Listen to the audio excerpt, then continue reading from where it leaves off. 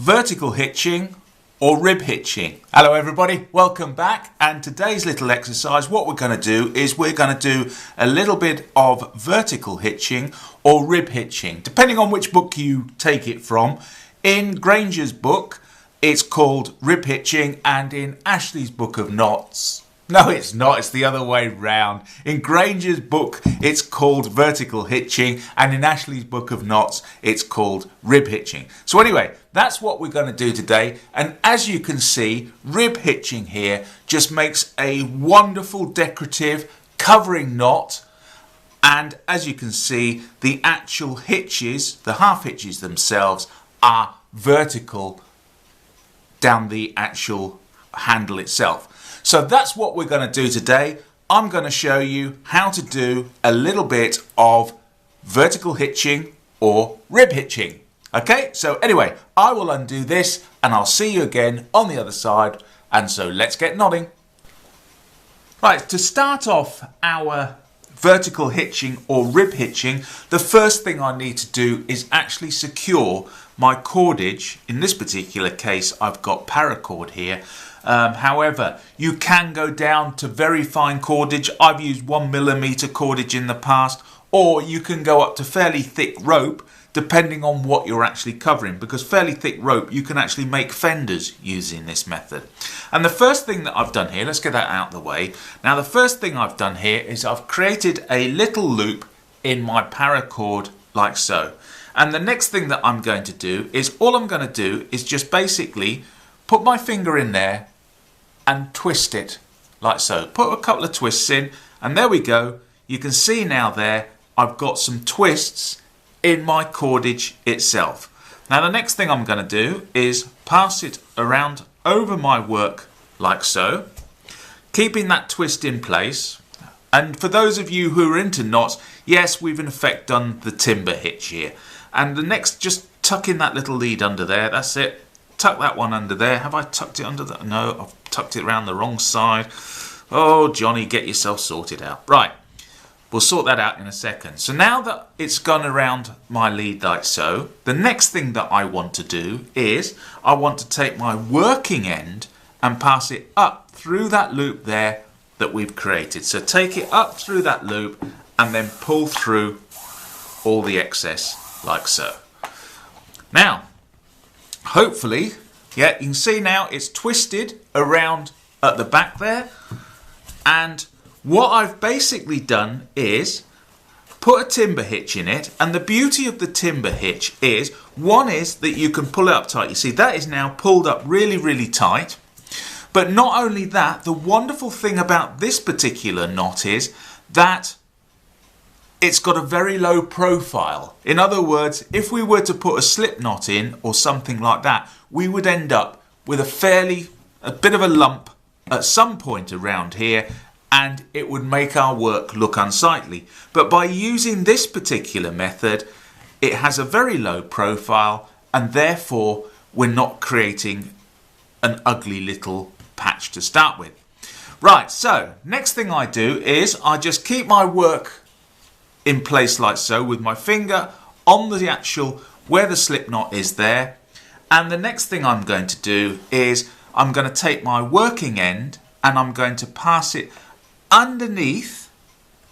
So let me get that out of the way. I'm going to pass it underneath this one here like so. So pass it underneath. If it's a bit tight, just slacken off a little bit, pass it underneath. And the next thing, now that it's passed underneath that one, it has to go over itself at that point there. So just pass it underneath, go over like so. Oh, and I've caught on the corner of the table, and pull in the excess like so. And we've now created our first half hitch in there. Now the thing that we want to do now, it's at this point now where we measure it to make sure. The idea is we want equal spacing all the way round as we do our half hitching. And so what I'm going to do is I'm going to use my thumb in this particular case, use my thumb here. I can feel that looks right to me. That's the distance that I want to set it apart. And so the next thing I'm going to do is put another half hitch further down, and we can adjust it. So just go underneath there like so. So now you can see I've gone underneath the 2 here because that's where it crosses over, but I'm going underneath the original knot itself, and I'm going to go over the cord itself at that point here. So just take that through, pull it through, and then pull up the next section. And the thing is, when you're working with long bits of cord, the thing to remember is just make sure it doesn't tangle and get all knotted up as you go along. And so now what I do is, I know roughly I want a thumb's width between, so I feel that there, and then I go to that one there, and I can feel that is about the same. And so the next thing I'm going to do is just pull that up nice and tight and move it round a bit more and do exactly the same again. So what I'm going to do now is get my end here, go underneath the original knot itself. So there we go, underneath the original knot, over itself there, and then pull through the excess like so. And that's all it is. That's all we do as we go round. And this spacing here, what I've chosen here, you can either make it bigger or smaller depending on your taste. But I'm just showing this as an example. And then just pull through the excess, get all the kinks out of it as you're going along, like so. Pull it up, and then just feel it and make sure it feels the same as the previous ones. So there we go. Yep, that feels about the same. And then pull that up nice and tight. So what I'm going to do is I'm going to do that all the way round until I get back to the beginning again. And then when I get back to the beginning, I'll come back to you and show you what to do next. Right, so as you can see, I've gone all the way round once, and I've got equal distances through here. And then the next thing I'm going to do is I'm now back at the very beginning again. Now what we want to do is, because we are creating our vertical or ribs, then what we want to do now is, you can see here at this point here, this is the first half hitch that I did here.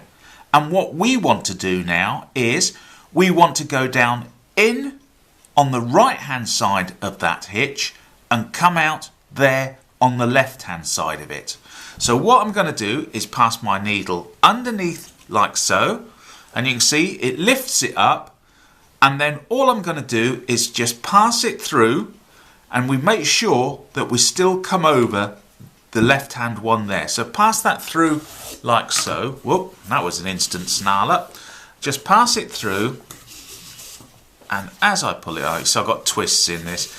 You do have to occasionally untwist it because it does get tighter as you go along. But as you can see here now, just get those kinks and twists out, pull it out there, pull it out nice and tight, and there you go, get all the kinks out, and then pull it up like so. And there we go, we've got our first one in there. And I'm just going to stretch this out to get our kinks out, and make sure it's nice and tight because we want it even and tight.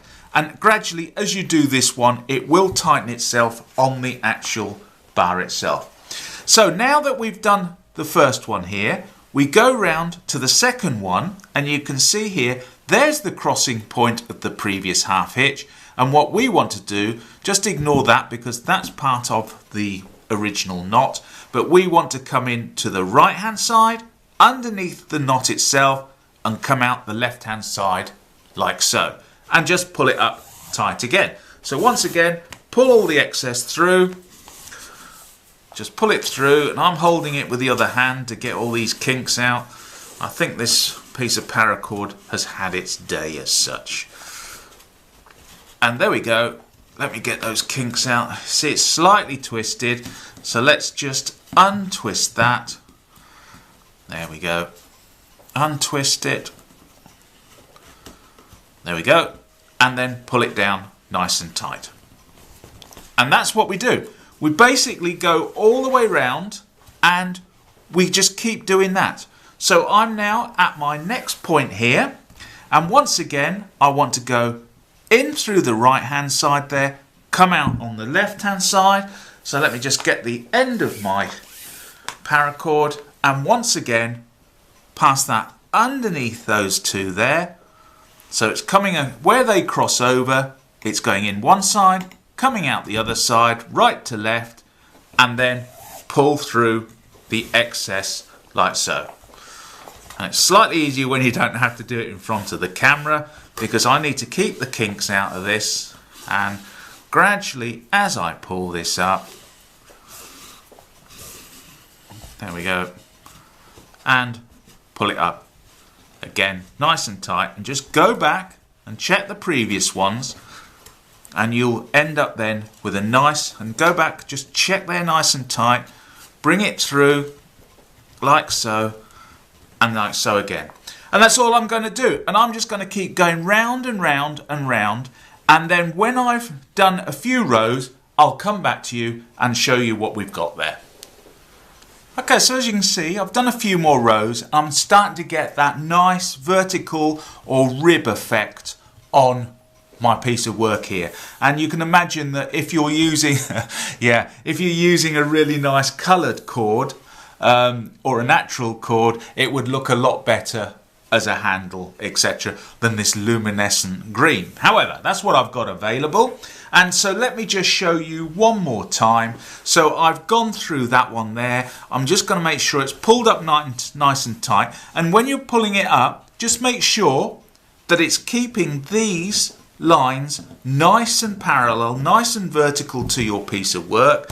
So pull it up tight like so, and then get the end and then pass it underneath the next one that you're going to do. So you're going underneath the complete knot here and coming out on the other side there like so, and then pull through the excess. And it's easier to do on your lap because you can keep it all out, keep all the twists and turns. You see it's getting quite twisted this now, so it needs untwisting again, and then pull it up nice and tight like so, and there we have it. We have another stitch done in there, and then I would go around and do exactly the same at that point there. Now the thing with this is you can use it on uneven surfaces, etc., because what you can do is just make these, the gaps between here, just gradually make them bigger or smaller as you want. Or you can even change the actual pattern by, if you have a look at a previous video I've done, I'll put a link in down below, where I've done the spiral half hitching, and you can then automatically from this go to the spiral, do a few rows of spiral, and then come back to this again if you want to. But as you can see here now, we have got it's got a nice decorative pattern down there, and to be honest, you know, it's a great little covering knot. The only thing I would say to you is that it is quite cord hungry. So overestimate what you want to use, what you're going to cover, and just overestimate and do a little practice. Maybe do a little practice beforehand to see how much cord did you use for 1 inch. That'll give you a good indicator of what you need if you were going to cover this complete bar anyway. So anyway, that is the vertical or rib hitching. And so once again, I hope you enjoyed it. If you liked it, if you hated it, but please do leave me a comment and let's have a chat online. And I do love seeing other people's work. So there is a place in the description where you can drop a link to your work, but just let me know that you've done it so that I can see it as well. Okay, so once again, thanks for watching, and I'll see you again next time. Take care then. Bye-bye.